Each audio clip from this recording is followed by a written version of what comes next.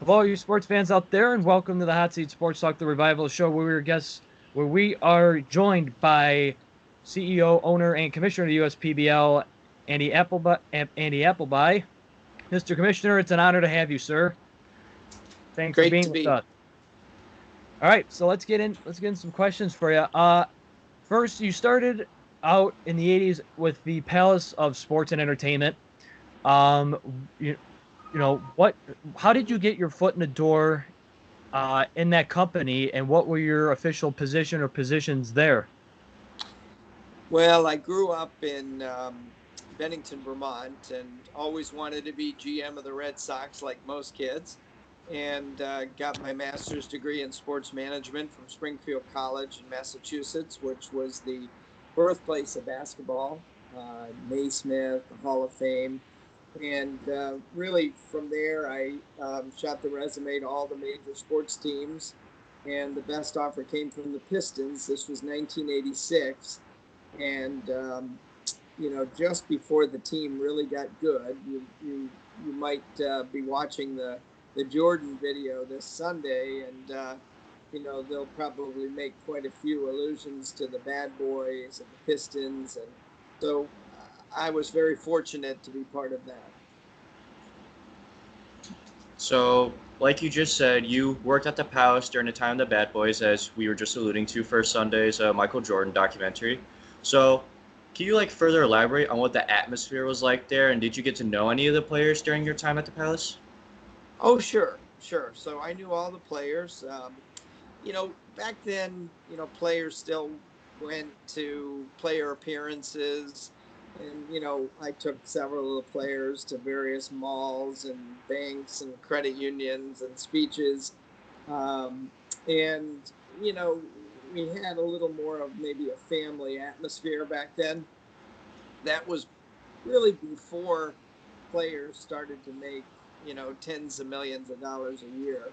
And not that they didn't make a lot of money, they did. But, you know, we all kind of were one happy family, if you will.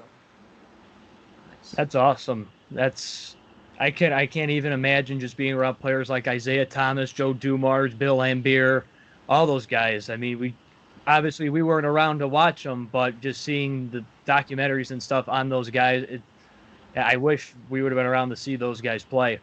Um, do you think it was a good move for the Pistons to move from the Palace to Little Caesars Arena, and do you think it was a good business decision to demolish the Palace?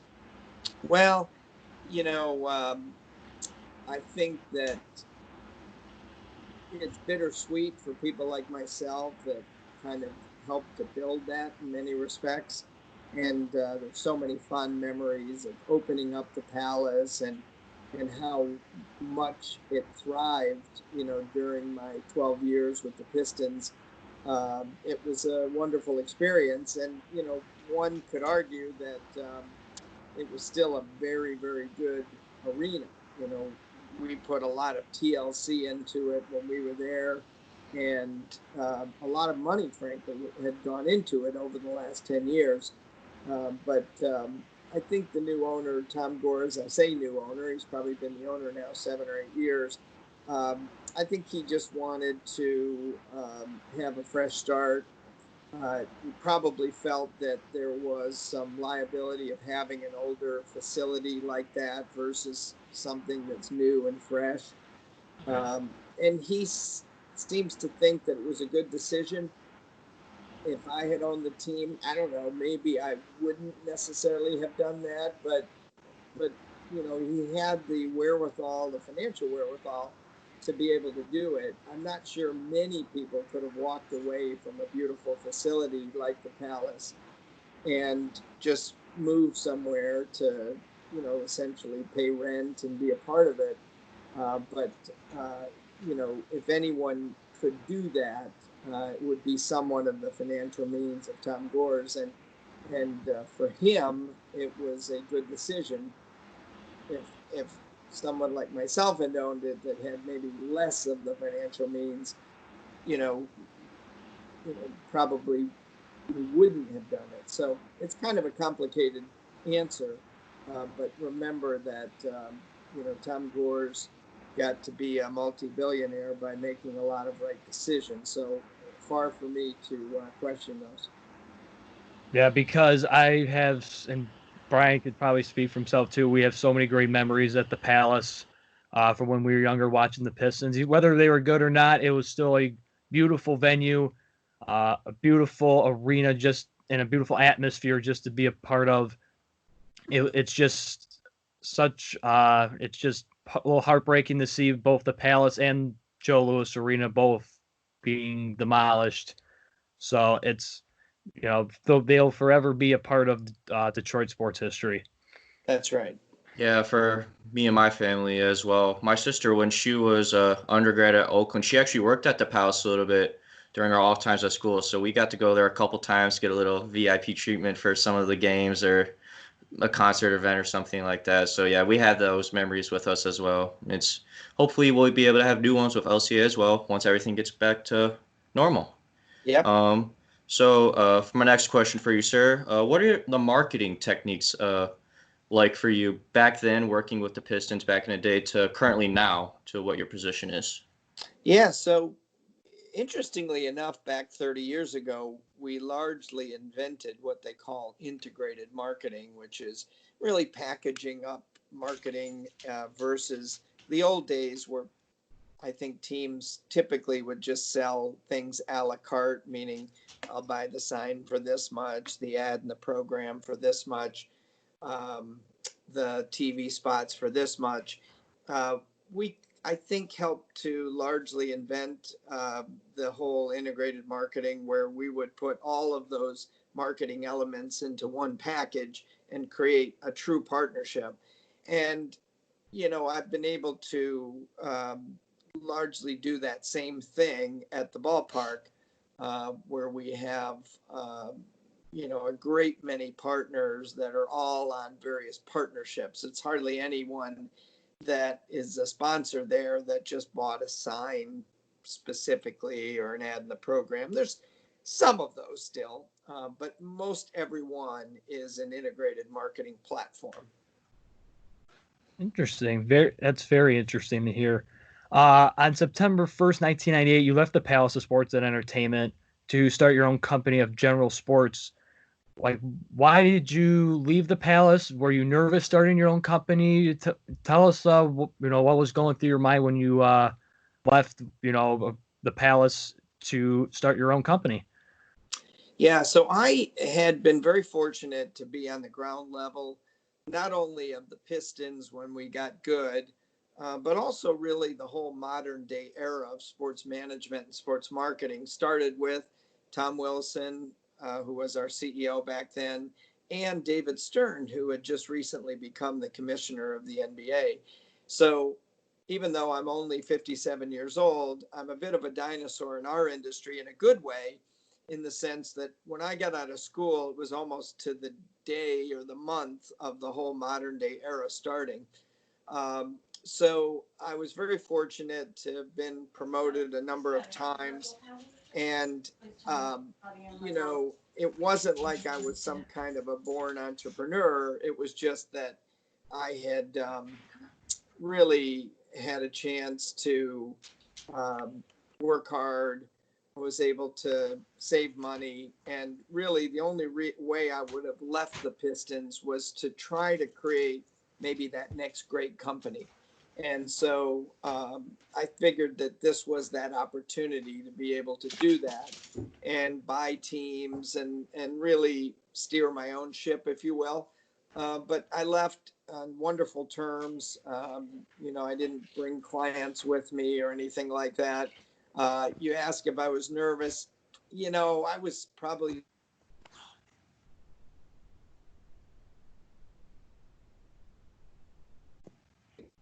too confident. It was not the easiest experience, I have to tell you. We were buying a minor league baseball team in Fort Wayne, Indiana, and I had a number of accounts. So not when I was still with the Pistons, but then after, to represent them in their sports management and sports marketing. And but I can still remember 4 months into it thinking, gosh, this is still a lot of work, and it really has been a lot of work the whole time. But I've been very fortunate and pleased with where my career has gone, and luckily I'm still at a very young age, still have tons of energy that I really feel like I've got 20, 25 years of work ahead of me still. And I think these last 5 weeks have convinced me more than ever that I don't want to retire.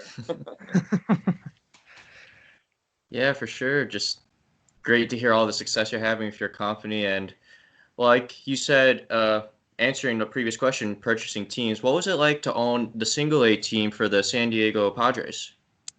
It was a great experience. And, we fell in love with minor league baseball. I did personally.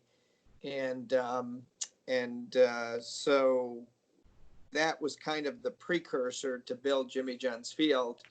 I really loved the whole concept of fun, family, entertainment, affordable, close to home, great baseball. I just thought that, gosh, this is something I want to do, and I'd love to bring it to what essentially is my hometown. Since I've been here in Metro Detroit for almost 35 years now. Wow. It just like owning a piece of the Padres, you also had your own piece of Derby County FC, a soccer team in Derbyshire, England. Yeah. And so what was it like to have a piece of that business for a team that's been around since 1884? That team has some history. So what was it like being over in England and learning different marketing lessons over there and then taking it back to the States? Well, it's spelled Derby, but it's pronounced Darby, but it was a great experience. I mean, very, very challenging. Managing a team from whatever 3 or 4,000, 5,000 miles away. So not simple, and very difficult, but at the same time, I wouldn't trade it for anything. We were able to bring a lot of our American know-how there. We were able to get to the Super Bowl of English soccer about 6 years ago now. And, I can't say enough good things about it, although it was a very difficult experience as well. It's hard there's a lot of factors that are out of your control when you own sports teams. And I would argue particularly so in English soccer. But I was very pleased to go through it, and I went to half the home games for 8 years. So, in fact, a number of the ideas at our ballpark at Jimmy John's Field were taken from my experiences with English soccer. Wow, that's very interesting because I would never have thought that something from an English soccer team would go into, my independent league baseball. That's very interesting. Yep. And to hear how it all pretty much like uses the same kind of ideas, kind of strategies as well. That's also very good thing here. So next for you, sir, we have some random rapid fire questions that we're going to ask you. So are you ready for the questions? Yep. All right, I'll start. What is your favorite vacation spot? Probably Cape Cod. All right. Who is your favorite athlete of all time?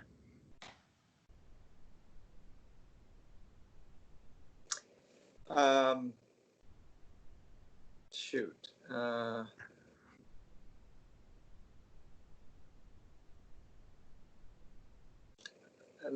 not doing this very rapid fire. Yeah, we're putting you on the spot. As much as I didn't root for him, and most of the time, probably Michael Jordan in terms of what a great athlete he was. Yeah. He really was, though. So, what's your favorite food? Lobster.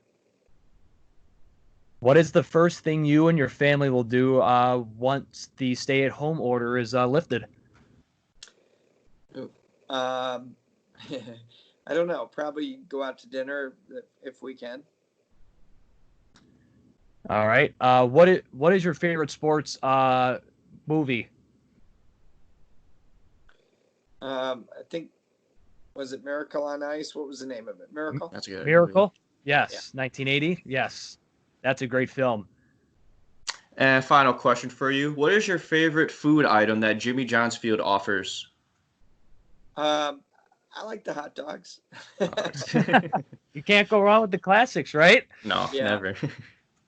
So, all right, let's get into the USPBL. How did you come up with the idea of creating an independent baseball league, and what made you choose Utica, Michigan for your location? Well, as I said earlier, I had a great experience with Fort Wayne and, really wanted to do something in Metro Detroit. I really felt that minor league baseball would work here for all the obvious reasons. Um, Utica was something where I had heard that the mayor wanted to try to build a stadium in Utica. I went to see her at the time. This was probably 2000, 14 maybe, 13 or 14, maybe even 2012. And we just built a relationship from there. And the location was really quite good, what they would offer. And, was all of, certainly in Macomb County, but it was very close to Oakland County as well.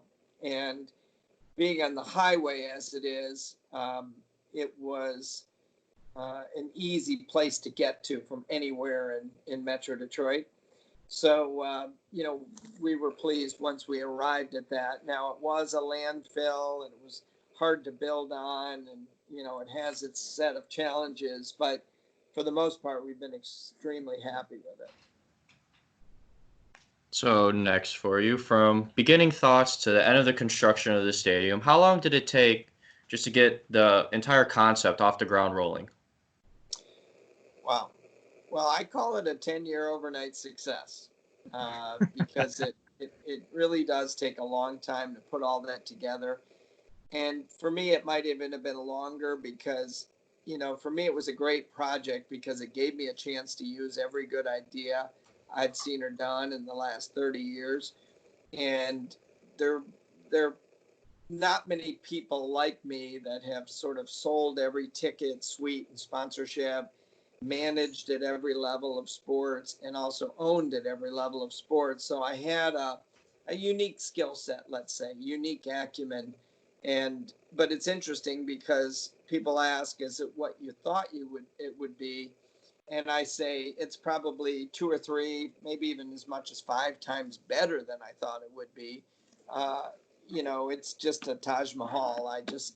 There are lots of new ballparks being built around the country, minor league parks that are going for upwards of $100 million, and we spent $18 million, still a lot of money on our ballpark. But I wouldn't trade our ballpark for any of those. Oh, like you said, I love going to games every summer. It's such, it's, like you said, it's not that expensive. It's about 15-minute drive for me from where I am right now in my home, and it's just a fantastic atmosphere to be around. With that, were you surprised at the immediate success the USPBL had in the first season in 2016? Um, I, I mean, I guess I wasn't surprised because it is a model that works around the country. So I did feel like it could be a good success, but the whole key for us was recognizing that as much as you hear in sports, build it and they will come, particularly in baseball. It's not. It is like that, but it's not like that in the sense that I felt like we had to seed success. So when you guys went that very first time you went, whenever it was, you would have seen all the big companies sponsoring. There's a good crowd there. It was a wonderful first class game presentation. There weren't napkins on the floor. It was clean, very safe. Lots and lots of service people in nice outfits. So it was imperative to have a atmosphere that people would say, hey, I want to be part of this. And even today, we treat every game like the World Series. Oh no, yeah. Just every single game that we gone to last season, for when the last season happened, me, Aaron, and our friends, it was just a blast for all of us. Always rooting for the games, all like the extra fun games on the side, yard games, whatever it was just always so much fun. And the staff as well is unbelievable. Everybody from concessions to ushering to the grounds crew, everyone is just so friendly and so happy to be there, and they love doing what they do, and that is they've just paid dividends to you because you created that brand. So Coming off of that, like we said last season, before Aaron and I graduated high school, we interviewed some of the USPBL players like Jimmy Latona, Kevin Watley, Kyle Auglies, and who signed with the Colorado Rockies, for instance. Do you still keep in touch with those players who have moved on from the USPL to MLB organizations? Well, we do, yes. Not me personally so much, although Randy Dobnak and I, text a lot, but that's different. He's playing for the Twins now. But I keep in touch with him through Justin Ornduff. Justin is our director of baseball operations. wow, okay, yeah, that's very interesting. And there have been rumors going around that you're beginning construction on a new stadium to expand the USPBL. Do you plan on expanding the league? If so, where? Is it in Michigan? Is it another state? How many new teams will be there? Because I have some pretty good ideas from some new expansion teams. Well, so we're looking for sites now. We don't have anything imminent. We've got a number of different communities that are interested in building a ballpark. But this, what's going on right now is kind of put a damper on things, because, different municipalities are, having their own issues and fires to put out. But I'd like to build another ballpark within the next couple of years and have at least 2 more teams out of there. Ooh, that's very good to hear. Because I got an idea. Warren woodpeckers. That's a good idea. My grandfather came up with that idea before he passed away in September. So no kidding. Black, orange, and white. That'd be a great team to compete against those unicorns from Utica. So one of our final questions to you is probably the most relevant one to ask because of what's happening right now. And also, we're pretty much putting you on the spot. So, will there be a season for the USPBL in 2020? Well, we sure hope so. We're making all kinds of plans to open up the ballpark. A lot of it will be driven by the public health officials, the governor, the president. We think, as opposed to, maybe big football stadiums and even big baseball stadiums, where they have logistics issues with travel and high-priced players and accommodations and hotels and all the like. We feel confident that we can create a very safe environment, still be able to play our games, still have a level of social distancing. We think we can pull it off. The question will be, will they allow us to pull it off? But it would be really sad if we couldn't play our games this year, that's for sure. But, we really feel like we will. But again, it's hard for us to say for sure because it's not our decision. Do you plan on either like cutting back games if this continues, having limited attendance, having no attendance? No. We'd like it to be, we want to play our 75 games. And if we start on June 1st, we can do that. If we start July 1st, we probably have to play our games into early October, which isn't perfect, but it might be okay if football hasn't started yet, because that would still give us that window. one of the reasons that it's harder is that, you go up against football in September and October. Yeah. And that's never easy, even high school football and things. But, and we're certainly not wishing on this, because we want there to be football, and we want there to be high school football in particular. But, there might be an avenue there, or a window to be able to still do this. That's excellent. Yeah. And we hope, and we, not just me and Brian and myself, but everybody around here. I know that everyone looks forward to going to games, for the fireworks, for the promotions and stuff like that, and just going out there for the family atmosphere and the fun. And part of that is finally, because I've been going to so many games over the past couple of years, and every night I leave the ballpark, it always ends with a handshake from you as I leave. What made you start shaking people's hands and thanking everyone from coming out to the ball game? Because for me, that's probably one of my favorite parts about going to games. Well, I wanted to show people, number one, how much I cared and how appreciative that I and we are that you came out.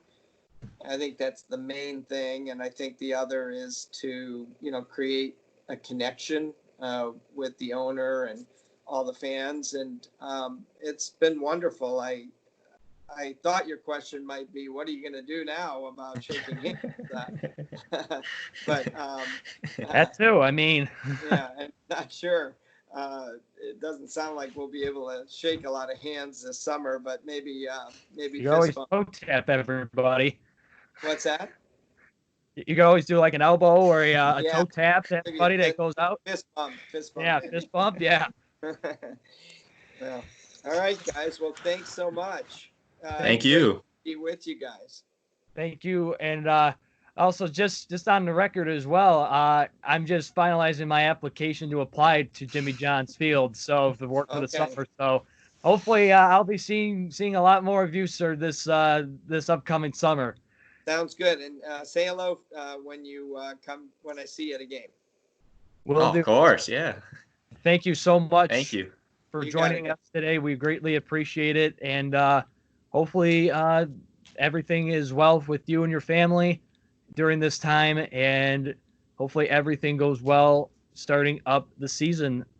Hopefully we can get started up as soon as possible. Sounds good, guys. Thanks so much. Thank you so much, sir. Thank you, Mr. Commissioner. All right. All right. Oh, hello.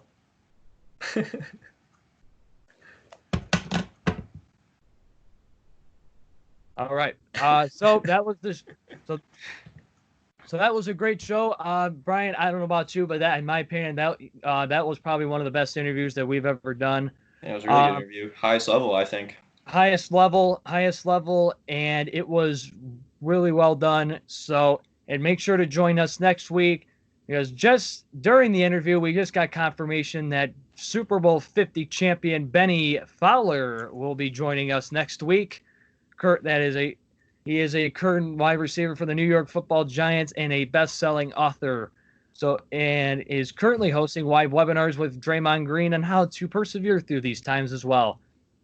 So we do not know the exact day, but we will update you on our Instagram page as that progresses. So Brian, another great interview again. And stay safe, and we will be back next week with another guest on the Hot Seat Sports Talk Revival. And apologies to Denver Broncos punter Sam Martin. We ran out of time today. So until we see you again, as always, keep it fresh. Benny Fowler.